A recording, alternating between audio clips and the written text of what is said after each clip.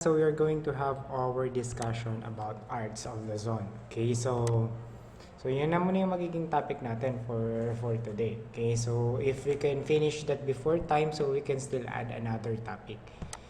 So yan. So I think we can continue na. So we are actually done with the music. So by this time, arts naman tayo. Okay, so syempre, mag-start tayo sa Luzon where we live. Okay, so including both highlands and lowlands. So just like the music, so pinag-topic natin yung highlands and lowlands. Okay, so yan. Okay, so let's continue. So we have the so-called class cultural communities. So ito yung mga tinatawag nating mga cultural communities. So we have Igorots. Okay, so yung mga Igorots class, they live in mountainous part of Central Cordillera. So saan yung Central Cordillera?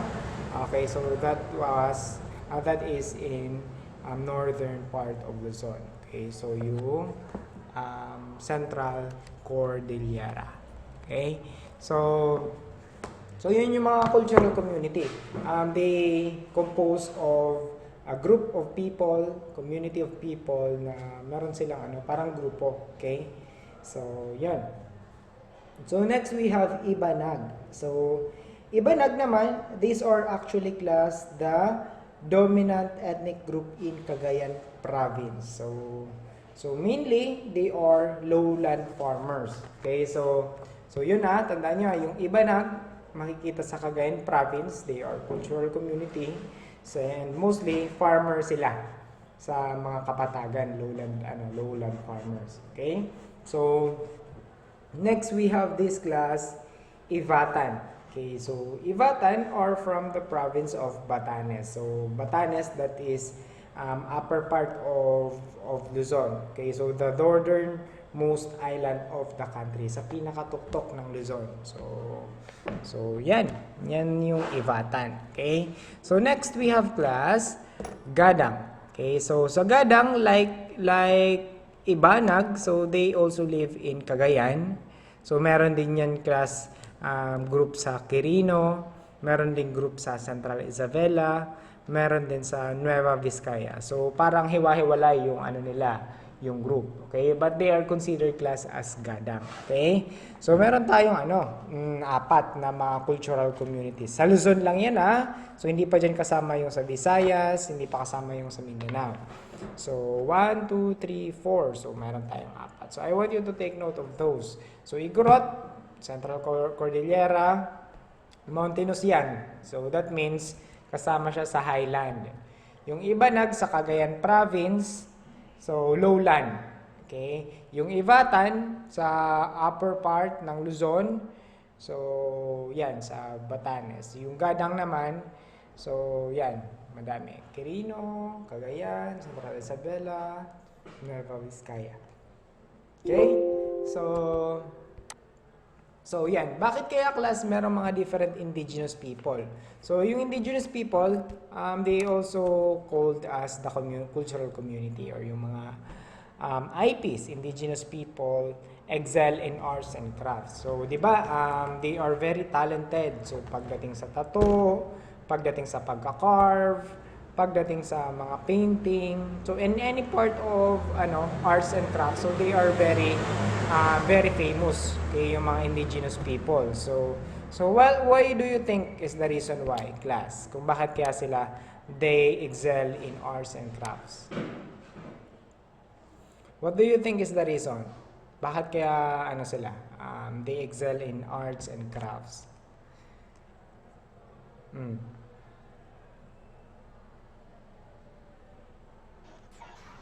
Bakit kaya, class? Because? Culture. Okay, so very good. So that is their culture. That is their life. So that is where they are destined to. So yun yung culture nila. So di ba? So paggagawa ng mga arts and crafts. Okay? So yan. So since that is their culture, that is their life. So they excel in that in arts and crafts. Okay? So, actually, art is a part of life of the indigenous people of the Philippines. So, that is a part of life. That is their life. Okay? So, this is shown in the things that they use every day, which are rich in traditional colors and patterns. So, these art forms reflect their tribal background. Okay? So, kung ano yung arts nila, so that can be a signature for them. So, yun yung magiging ano nila, yun yung magiging background. So, pag sinabi mong, they are actually good in making tattoo. So, yun na yung magiging background nila. Okay? So, yun na yung art nila. So, parang dun yung signature nila. Okay? So, because that is part of their life. So, yan, yung mga simpleng paggagawa ng mga ganyan, di ba? That was from Albay. Okay, so yung mga simpleng ganyan, it's an art and a craft. So hindi mo pwedeng paghiwalay yung art and craft. Okay? So yan.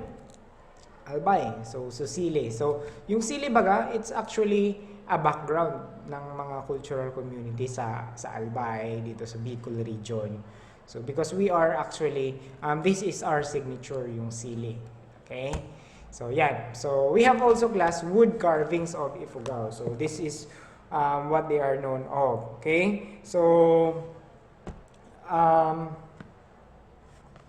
Ifugao's famous artworks. So, ano ba yung mga Ifugao's famous artworks? Okay? So, the Ifugaos, so they are cultural community, they are excellent weavers. Okay? So, excellent weavers, potterers, skillful craftsmen. So, they use buri, bamboo, yung kawayan, so nito, and rattan. So, alam niyo naman siguro yung rattan that are abundant in their surroundings. So their their arts and crafts. So, their materials, their resources or raw materials, they basically get from their surroundings. So, kung ano yung available from their surroundings, so yun yung nila ginagamit. Okay? So yan. Okay, so the bulul is a stylized sculpture representation of human figure in wood. So nakakita na ba kayo, class, yung para mga anito? Yung kinarve na tao out of wood, okay? So, yung makikita mo sa spoons, sa bowls, grain containers. So, yan, di ba? Parang inuukit nila yung mukha ng tao. So, ang tawag doon, class, ng mga Ifugaos, we have bulul. Okay? So they are master. Okay? So, master in wood carving. Okay? So yung bulul,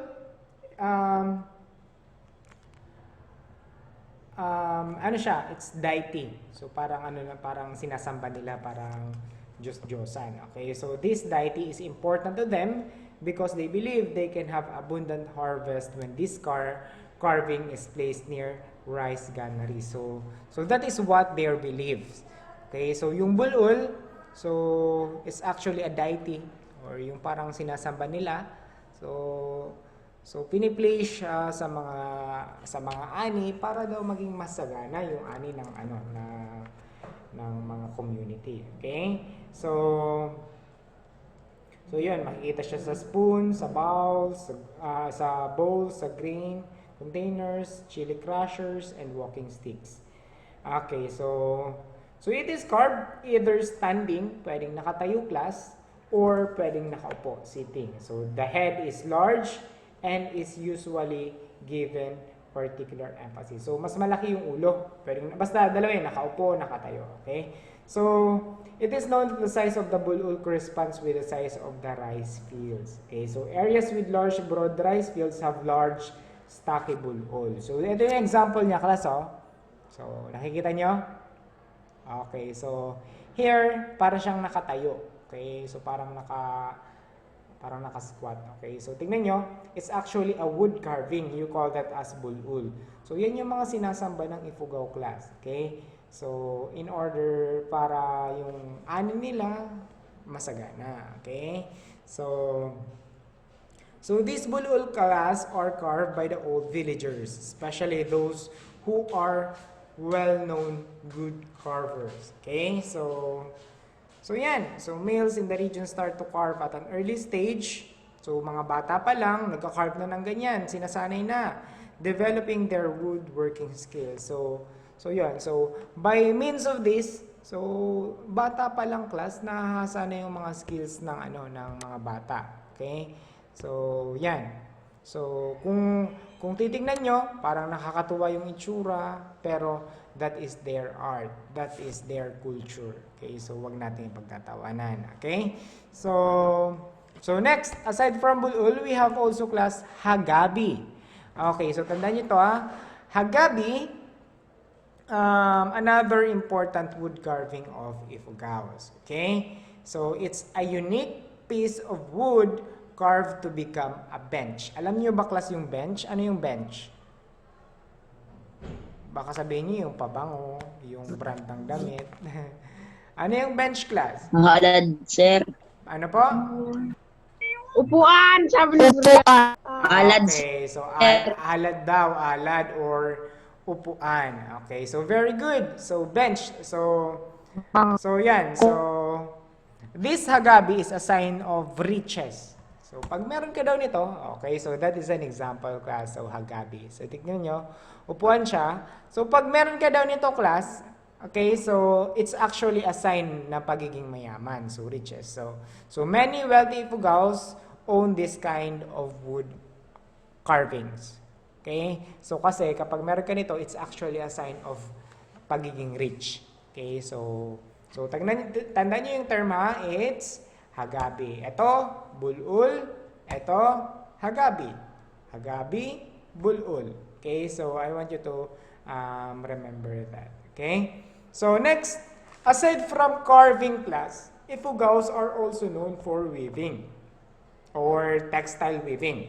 So Ifugaos weave blankets, mga kumot. Okay? So yan yung mga mano-mano nilang binag-weave. Okay? So upper garments, yung mga alam niyo class yung mga yung nilalagay sa leeg, yung pinapalibot pag malamig. So, G-strings, handbags, belts, and a lot more. So, those are weavings or textile weavings na ginagawa ng Ifugao. So, remember it's actually part of our culture. So, the culture of Ifugao, parang nagiging culture na siya ng Pilipinas. So kapag dinadayo siya ng mga foreigner, so nakikita nila yung art ng mga So, nagiging sikat yung Philippines because of the cultural communities. Okay? So, yan. So, it has been part of their tradition to weave for their family's clothes needs. So, hindi sila bumibili ng ng mga gamit sa malls, hindi sila bumibili ng mga damit sa mga sa mga malls. Okay? Kundi, so they weave their own garments. Okay? So, pinaghihirapan talaga nila. Okay? So, at present, weaving is a good source of income for many Ifugao. So, naibibenta na rin nila. So, kung pupunta ka sa mga places dito, so, in any part of Philippines, meron ka makikitang mga Ifugao made na textile na binebenta talaga sa ibang sa komersyo. Okay? So yun. Aside from the culture, so it's actually a source of income. Okay? Source of income, self-expression, culture, tradition, whatever you can say, yun, napapakinabangan. Not only for the Ifugaos, but by the Philippines. Okay? So, yun. Okay, so yan yung example class. Okay, so nakita nyo? So, how intricate it is yung paggagawa niya ng textile. Okay? So alam nyo ba class, that only women do the actual weaving. So, mostly, babae. Okay? So ang lalaki, ano yung nagiging role ng lalaki? Yung lalaki, tagagawa ng materials. Yung mga kawayan na ganyan. So, ang nag-weave lang yung babae, pero yung lalaki, tagagawa ng materials. So yun yung part ng culture nila. Okay? So, meron silang gender identity. Okay? Na tinatawag. Okay? Nakukuha nyo po ba yung what I actually mean? Opo, sir. Okay, so very good. Okay, so yan, the Ifugao's basket weaving. So ito yung blanket weaving. So meron naman tayong class na basket. So tignan nyo, nakikita nyo. So very colorful. Okay, so mano-mano yung ginagawa. Okay, so yan. Nakakita na ba kayo niya na binibenta sa sentro, sa malls? Even malls meron nang binibentang ganyan. Okay, so di ba napaka-attractive ng color. So kahit ano mo na lang, kahit sa bedding, so maganda sa beddings. So pwedeng sa kurtina or pwedeng sa in any kind of material na pwedeng gamitan ng textile. Okay? So maganda. Okay? So ako meron akong ganitong itsura ng weaving bonnet. So meron akong bonnet ganyan yung itsura. Okay? So, yan. So, another, aside from textile weaving, we have also, the Ifugaos are also famous for their basket weaving. Okay, so, pag sinabing basket weaving, gumagawa sila ng baskets. Okay, so ano ba yung ano yung importance ng basket? So, syempre, so need for the family. Okay, so they use baskets for storing grains, yung mga inani nila, and cook food, yung hapagkainan sa pagkain nila. So keeping household utensils, clothes, and other personal belongings. So that's how organized Ifugaos are. Okay? So yun, gumagawa sila. Hindi nila, parang hindi sila kanila uso yung bumili sa mall. Okay? So they they create what they need, okay, in houses. Okay? So baskets are also used for catching pets and domesticating animals. So, dyan nilalagay yung mga manok, yung mga aso. Okay, so, as well as for the rituals and religious ceremonies. Okay? So, yun. Okay, yung famous popular materials, yung materials, yung raw material from this basket weaving, yung rattan. So, I hope narinig nyo na yan. So, narinig nyo na yung word na rattan. Alam nyo ba yung word na rattan? Rattan, hindi pa kayo nakarinig ng word na rattan? Hindi pa po, sir. Hindi pa. Pero it's actually parang matibay siyang na material sa paggawa ng basket. Okay? So, the most popular material in basket weaving is rattan. Okay? So, in Kaingan and Lagawi villages, so dun yung sa part nila, so the split rattan tradition is commonly used for household baskets such as the laba or a farm bowl, ligaw or winnowing tray or plated storage jars. Okay, so yun yung Okay? So yun yung basket weaving. Okay, so yan, so yung rattan. So another commonly used material is aside from rattan, we have kokolong Sir, CR mo na po ako. Okay, so balik ka agad. So another material class we have kokolongkoy vine. Okay, so the natural luster and resilience of this vine produce flexible baskets. Okay, so the kokolongkoy and the materials are used for twining or twinning and decorative twill construction. Okay, so yun. So these are the materials, basic materials used in weaving basket. Okay, so yun. So pinag-usapan natin class yung sa Ifugao. So but what are the popular arts and craft of other Luzon ethnic groups? So aside from the Ifugaos. So alam niyo ba, meron pa ba kayong alam na ethnic groups na very popular to arts and craft? Okay, so we have also class Ivatans. Okay, so Ivatans. Okay, so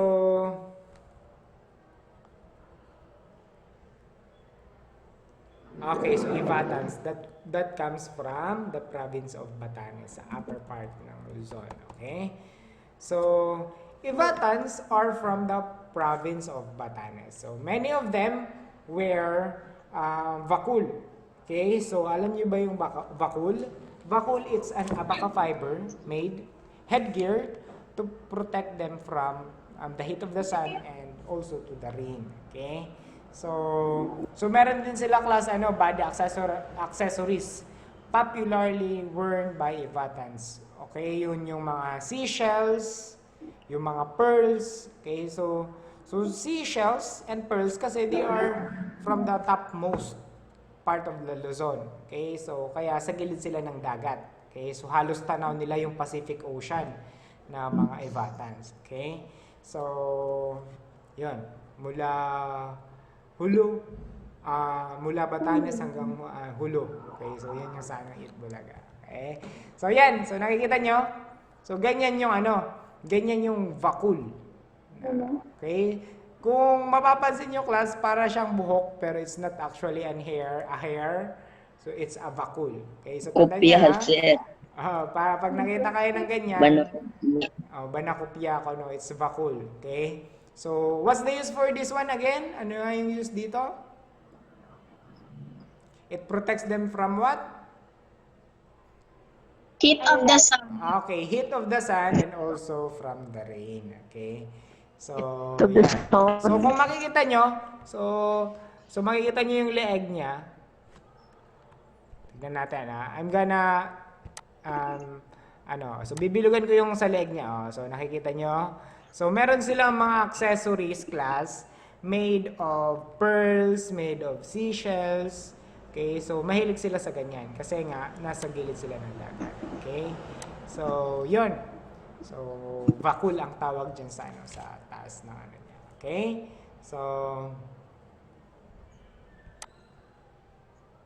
okay, next. Next we have the Gaddang. So, meron na tayong dalawa ha. Yung una, Ifugaos.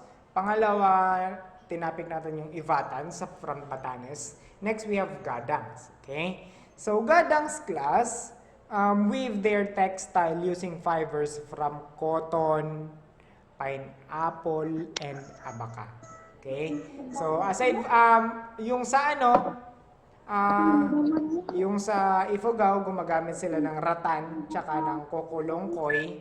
Ito naman sa Gaddangs, they weave their textile using the materials from cotton, pineapple, and abaca. Because these are actually, yung cotton, yung pineapple, meron yung fiber. Yung abaca fiber, matibay din siya. Okay, so dati meron din kaming duyan made up of abaca. Okay, so they are fond of colorful necklaces. Okay, yung mga kwintas, yung mga beadworks, wristbands, and bracelets made of copper.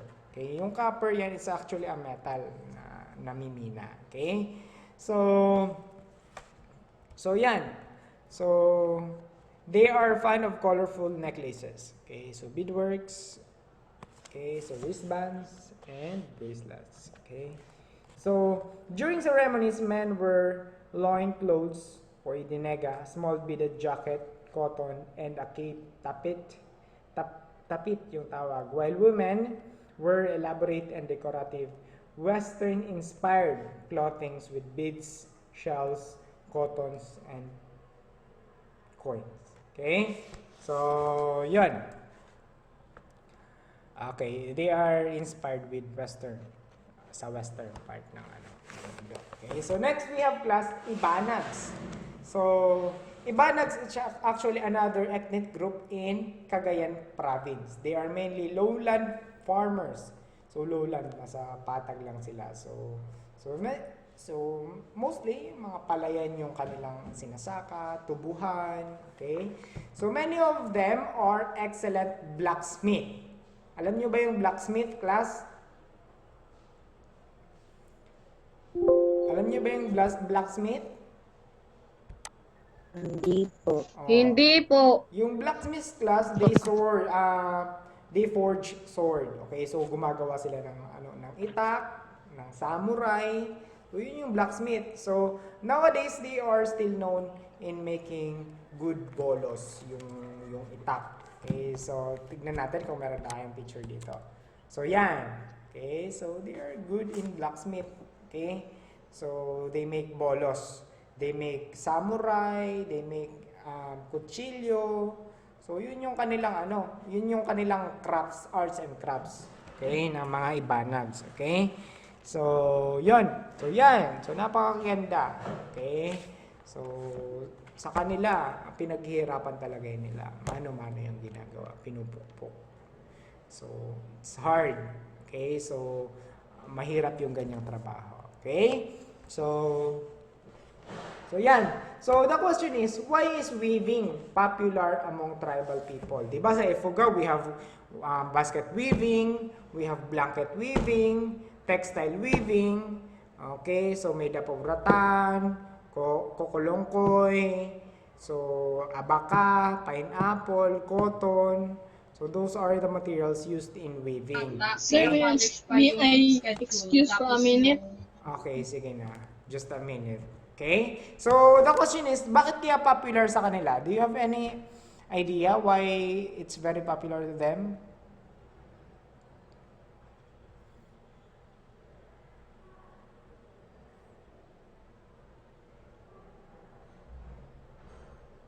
Dahil kultura nila.